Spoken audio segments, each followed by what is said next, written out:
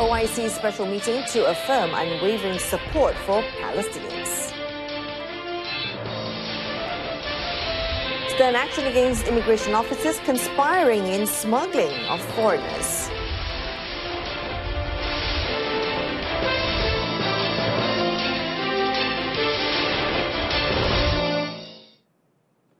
Good evening, I'm Jessica Lee and you're watching News on 2. Prime Minister Datuk Seri Najib Tun Razak will lead Malaysia's delegation to the Extraordinary Islamic Summit of the Organisation of Islamic Cooperation, or OIC, to be held in Istanbul, Turkey on tomorrow. Now, the summit will review developments and discuss the implications following the announcement by the US administration to recognise Jerusalem as the capital of Israel and relocate its embassy from Tel Aviv to Jerusalem. Malaysia's participation at the summit is an affirmation of its commitment and unwavering support for the Palestinian people in their pursuit to attain their legitimate and inalienable rights for an independent state of Palestine based on pre-1967 borders with East Jerusalem as its capital. The extraordinary summit held at Lufi Kidar Congress Center will be opened by the President of Turkey as a chair of the Islamic Summit and extraordinary session of the Islamic Conference. There will also be speeches by OIC Secretary General Dr. Yusuf Ahmed Al Othamin, Palestine President Mahmoud Abbas, and King Abdullah of Jordan. At the end of the day, the summit will adopt the Istanbul Declaration as part of the effort to protect Jerusalem.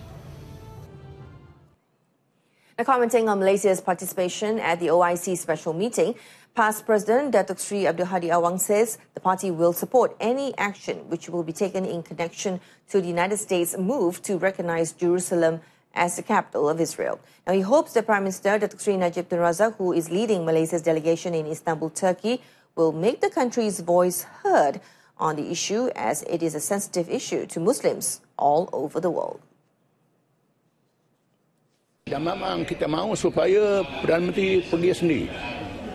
Dia menyampaikan mesej negara kita dan kenyataan Menteri Pertahanan Malaysia Tan Sri Syamuddin menyatakan bahawa Malaysia bersedia untuk melaksanakan keputusan walaupun melibatkan ketenteraan Malaysia bagi menyelesaikan masalah Baitul Maqdis.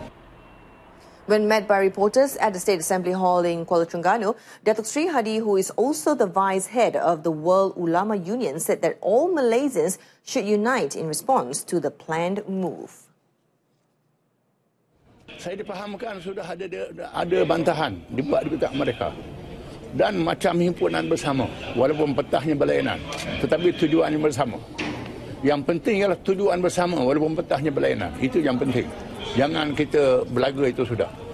Yang menyatukan bukan sahaja PAH dan UMNO, termasuk kalangan bukan Islam yang peka dalam isu ini. Meanwhile, clashes continue between Israeli soldiers and Palestinians in Bethlehem today. Violence rippled across the region following the move by Trump, including clashes in the West Bank, East Jerusalem, the Gaza Strip, and across the Arab and Muslim world. Trump's decision upended decades of U.S. policy and a long-standing international consensus that the fate of Jerusalem be decided in negotiations. Israeli and Palestinian claims to the city's eastern sector form the emotional core of their conflict.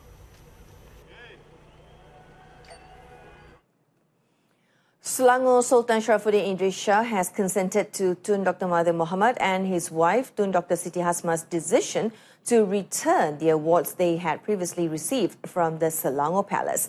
Now, in a statement issued by the Selangor Palace today, the cancellation of the awards will be gazetted according to due procedure. In the statement, it was informed that Sultan Sharafuddin has consented to the return of awards and titles by Tun Dr. Mahathir Mohamad and Tun Dr. Siti Hasma without any objection.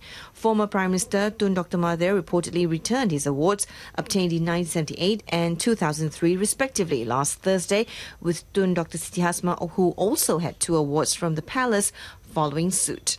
The decision to return the awards came shortly after the ruler publicly expressed his dissatisfaction with Tun Dr. Mahathir over the latter's comments about Bugis people.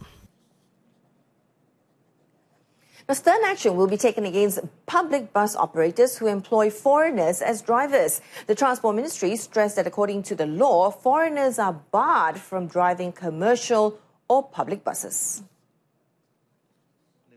Pemandu orang asing bagi bas kilang ini adalah salah di sisi undang-undang kerana dalam negara kita sekarang kita tidak benarkan mana-mana syarikat mengaji orang asing untuk mandu bas kilang ke bas ekspres ke mana-mana bas komersial tidak boleh dibenarkan. On another matter, Datuk Sri Liao said between January until September this year, 12 deaths were recorded in accidents involving buses, while 144 deaths were recorded involving lorries. Now, those found guilty of conspiring with syndicates smuggling foreigners into the country will have stern action taken against them, such as losing their jobs. Immigration Director General Datuk Sri Mustafa Ali highlighted this in light of the recent arrest of immigration officers for allegedly abetting an organised smuggling syndicate of Bangladesh nationals through the Kuala Lumpur International Airport, KLIA.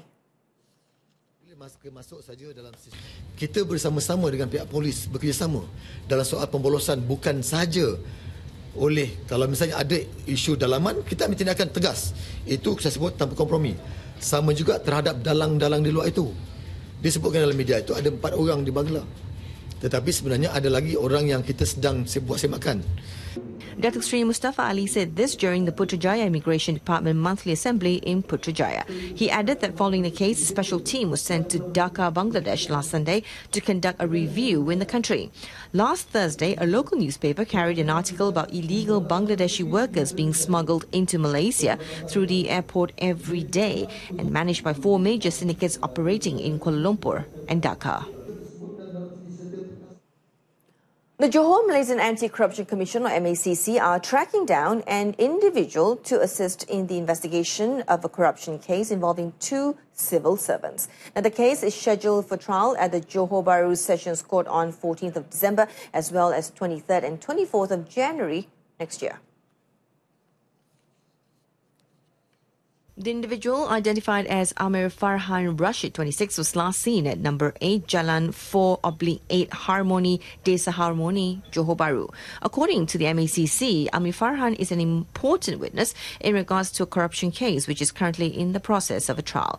Members of the public who know or have any information relating to the individual in question are asked to contact Assistant Superintendent Huzairi Amir Ramli at 07 231 6000 or 07 231 6042.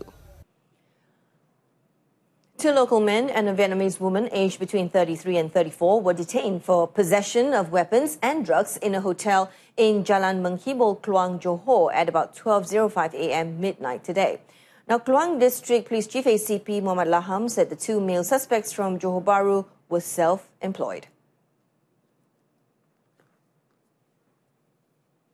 Upon inspection of their hotel room, police found 2 packages suspected to be methamphetamine on one of the suspects during a body search. Police also searched the car of one of the suspects and found an object which appeared to be a pistol concealed under the driver's seat.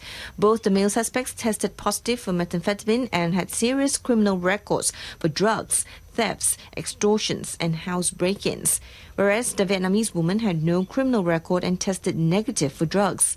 The trio are being remanded for 4 days at the Kluang Police Headquarters until Friday.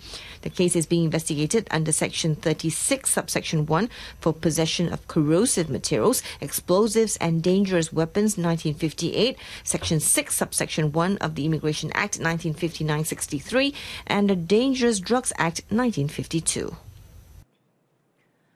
Now, a road bully who forced another vehicle, an MPV, to stop along the Bukit Amber Interchange and the Eastern Dispersal Link, or EDL, on December 10th was detained by the police today. North Johor Bahru District Police Chief ACP Muhammad Taib Ahmad disclosed that the 34-year-old man was detained during a police raid at midnight today in a hotel in Kluang, Johor.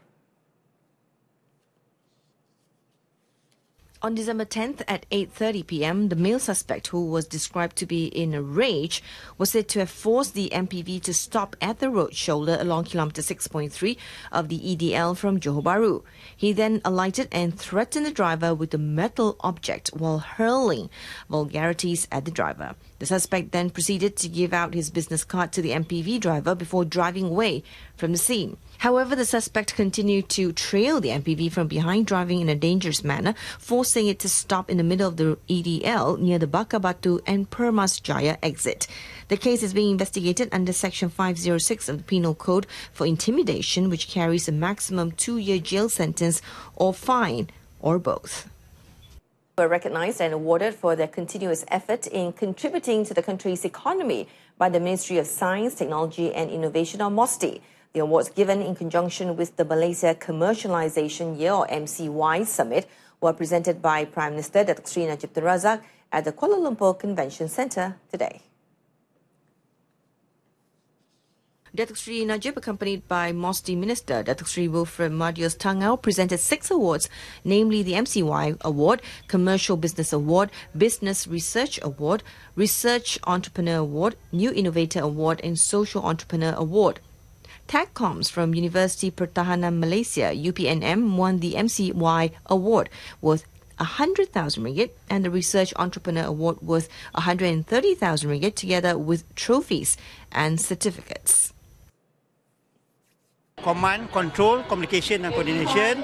So benda ni technically mana anggota dia kena lipat ni.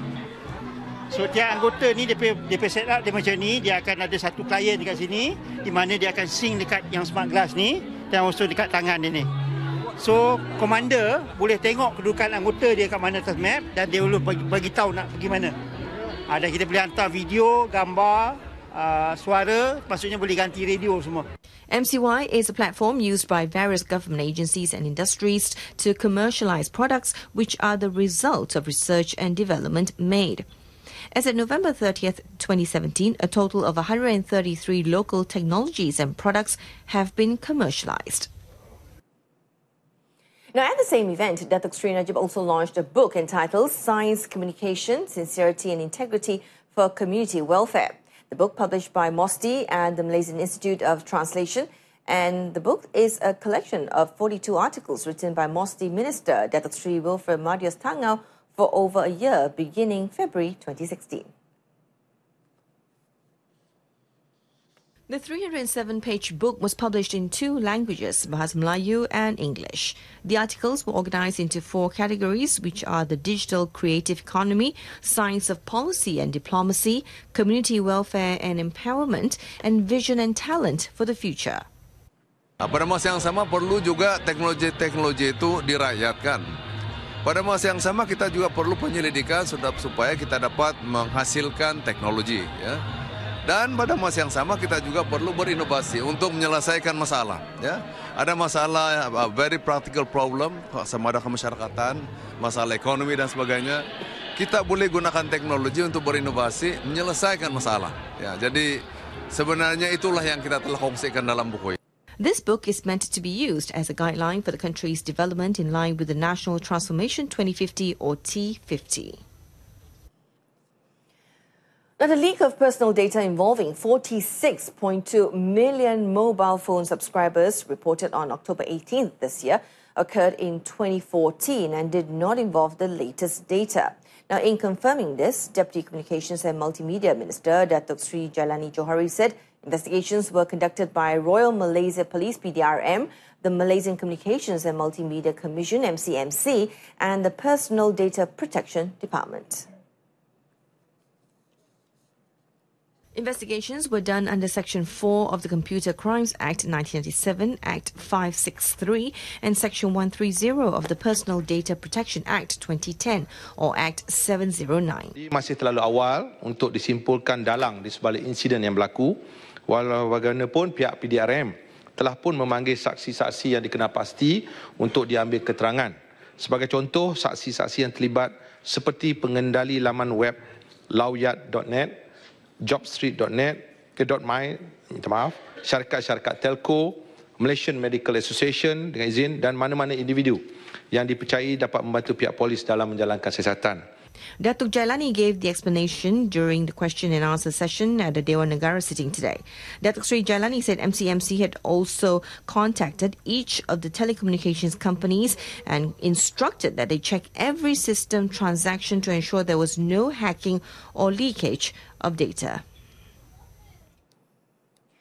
The Senai Desaru Highway, or SDE, will be upgraded from 2 to 4 lanes to boost the economic activity in Pengerang, Johor, especially at the Pengerang Integrated Petroleum Complex, or PIPC. Works Minister Datuk Sri Fadila Yusof said that the upgrade work includes the 26-kilometre route from the Cahaya Baru toll exit in Masai towards the Bandar Penawa toll in Kota Tinggi, Johor. The tender for the upgrade will be opened next year. Dan insyaAllah akan ditenderkan untuk naik taraf Jalan Desaru highway itu yang Sinai Desaru yang 2 lorong menjadi 4 lorong 2 hala. Jadi insyaAllah perkara ini akan ditender tahun depan. Jadi dengan itu keseluruhan kawasan Pengerang ini dari segi jaringan jalan rayanya insyaAllah akan dapat kita siapkan dan diharapkan dengan ini akan dapat meningkatkan aktiviti khususnya ekonomi dan akhirnya akan memberi impak pada sosial ekonomi rakyat setempat. The SDE highway, which opened to public since June 2011, connects Senai to Bandar Penawa in Kota Tinggi, Johor. The upgrade will be followed up with the construction of the 4-phase FT92 road worth 1.86 billion ringgit. Datuk Sri Fadila said this to reporters after launching the first phase of the FT92 new road, which heads towards the Recruit Training Centre Pularek in Pengerang. Now, the ringgit should breach its psychological level of 4 against the US dollar based on a number of fundamentals. Now, according to Deputy Finance Minister Dato' Othman Aziz, the ringgit can improve further as long as everything remains constant, barring US interest rate revision that is expected in January. Yeah, I think we're glad that ringgit is today at 4.08. It's getting strengthening day by day lah. And still we feel that we can improve further. Now, based on our fundamental, like our KDNK, our what we call KDNK in English is GDP. Our GDP, our exports, and all that. And then the oil prices is also stabilizing. So these are the things that that makes us, I think, that's why the third quarter of 2017 we showed 6.2% growth. So these are all the combinations of various what we call contributors, contributing factors that goes to the GDPs. Dato' Othman told reporters after his keynote speech at the 3rd Annual Symposium on Islamic Finance in Kuala Lumpur today. The event was organised by World Bank Group and Islamic Research and Training Institute in collaboration with the Global University of Islamic Finance, or INSIAF. According to economists, the ringgit is said to trade below 4 against the greenback, which is expected to weaken by 3 to 4% in 2018. Now, the ultra-modern Putrajaya Administration Centre will be used as a model by Uganda in its move to develop the country's satellite town. Malaysia Incorporated Chairman Tan Sri Esa Muhammad said Malaysia was chosen based on the country's strong growth performance and political stability. Now, the project is expected to begin early next year after the completion of a 6-month feasibility study to be conducted by a Malaysian service provider.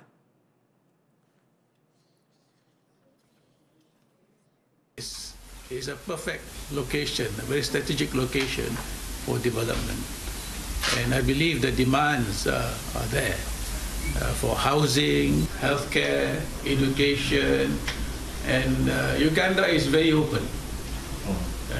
And as a matter of fact, quite a number of Malaysian entities already been there, established there. Tan Sri Esa said this in a press conference held after the signing of a Memorandum of Understanding, or MOU, between the Ugandan government and Malaysia Inc. in Kuala Lumpur. The satellite town, estimated to be worth several $1 billion, is expected to be completed within 10 years. meeting to affirm unwavering support for Palestinians as clashes continue in West Asia. Join us again tomorrow at 12:30 for more updates. I'm Jessica.